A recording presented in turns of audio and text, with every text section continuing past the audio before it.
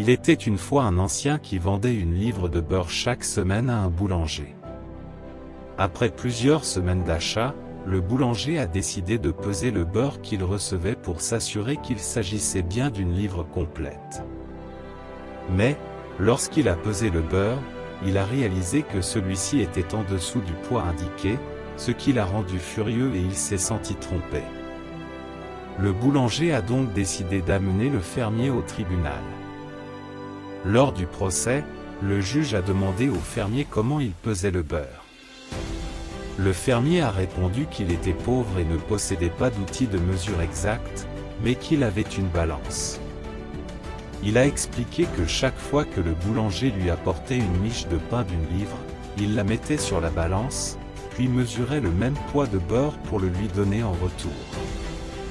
Ainsi, si le boulanger ne recevait pas une livre de beurre, il ne recevait pas non plus une livre de pain comme il l'avait promis.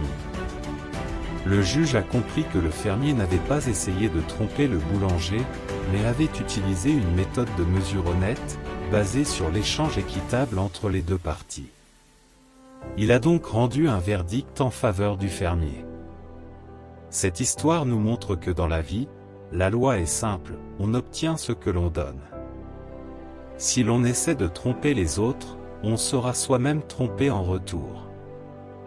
Comme l'a dit un homme sage un jour, on peut tromper tout le monde, ses parents, ses amis, l'État, mais on ne peut pas se tromper soi-même.